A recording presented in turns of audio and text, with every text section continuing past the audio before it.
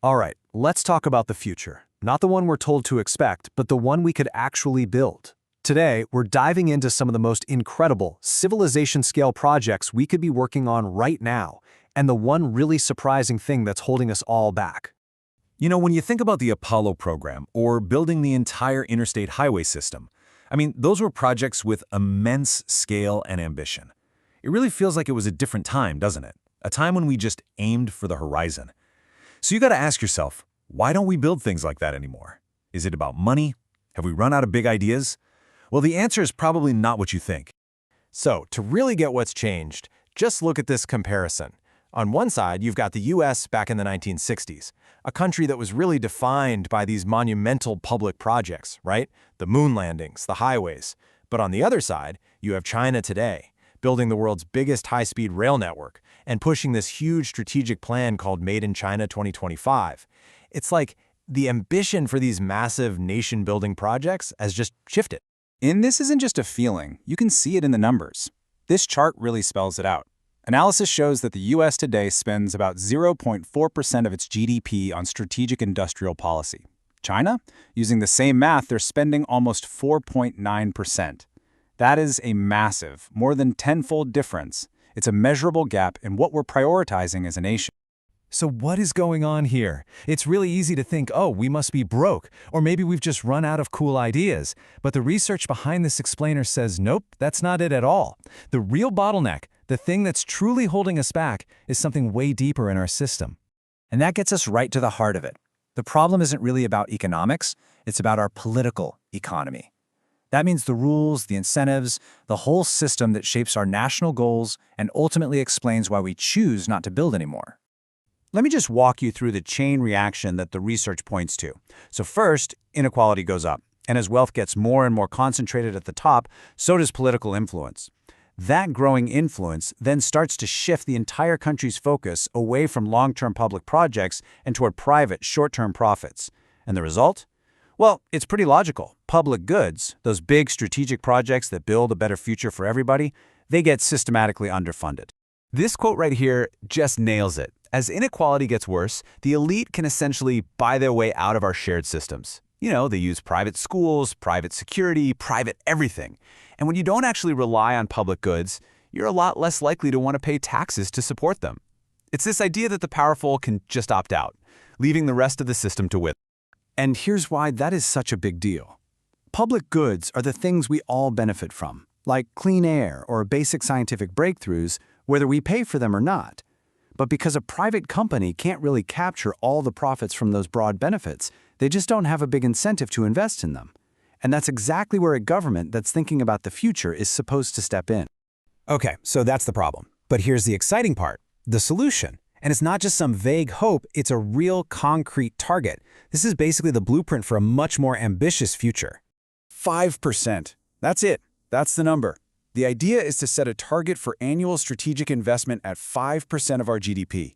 It's a serious commitment to dedicate a slice of our national output specifically to building the world of tomorrow. Now, I know what you're thinking. 5% of US GDP is a huge number. We're talking about $1.3 trillion a year. But this slide puts it in context, and this is crucial. It's comparable to what the nation has pulled off during wartime. During the Cold War, the US consistently spent around 4% of GDP on defense alone. So yeah, it's politically ambitious for sure, but it's not economically impossible. We've done it before when we decided the mission was important enough. And what could we actually buy with that kind of investment? Well, get this. Mainstream estimates show we could fund a full-on decarbonization of the entire economy for about 1 to 3% of GDP. We could pretty much end world hunger for about 0.5%. That still leaves a ton of money for cutting-edge R&D, rebuilding infrastructure, and preparing for the next pandemic. We are literally talking about solving the biggest challenges that humanity faces. And this is where it gets really, really cool. If we actually had that level of committed investment, what kind of world could we build? What kinds of projects, things that we used to think were just science fiction, suddenly become possible? Okay, imagine this. A high-speed rail network that connects North America and Eurasia through a tunnel under the Bering Strait. It would be a total game changer, a low-carbon alternative to shipping that would create massive economic development all across Siberia and Alaska. Geopolitically, it's tough, I get it. But from a pure engineering standpoint, it's entirely possible. Or how about this one? What if we covered just a tiny little fraction of the Sahara Desert with solar panels?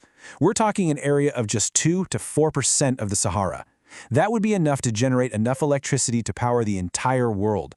And all that energy could be used to desalinate water, providing fresh water, and maybe even changing local climates enough to support agriculture. It's incredible. And this one is maybe the most urgent of all.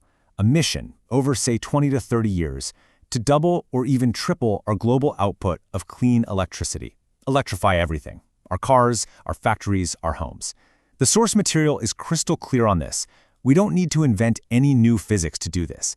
All it takes is industrial and political will. And for something that sounds like it's straight out of a movie, think about a rocket rail ramp.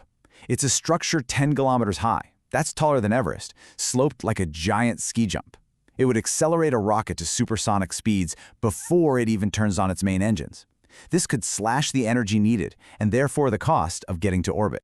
And this is a really important distinction to make. A project like a space elevator, that's science fiction right now, because it needs materials that literally don't exist. But the rocket rail ramp is what you'd call a mega engineering challenge. It would be insanely difficult, for sure, but we could build it with the steel and concrete we have today. So what's the common thread here? What ties all these incredible ideas together? Well, none of them violate the laws of physics. None of them are beyond what we've spent in the past. But they all require us to think long-term. They all require international cooperation. And they all require a political system that can actually make plans for the next 50 years. And that brings us right back to the central thesis of this whole thing. The binding constraint is our political economy, not economics. We're not limited by our resources or a lack of ideas. We are limited by a system that rewards short-term gains over long-term greatness. Our limits are totally self-imposed. So we're left with this question. The blueprints for a better, more incredible future, they exist. The economic power is there. The technology is within our reach. The only thing left in the equation is our collective will to actually do it. So the takeaway here isn't pessimism, it's possibility. The future we want isn't out there waiting to be discovered, it's waiting to be built. The only real question is, will we choose to build it?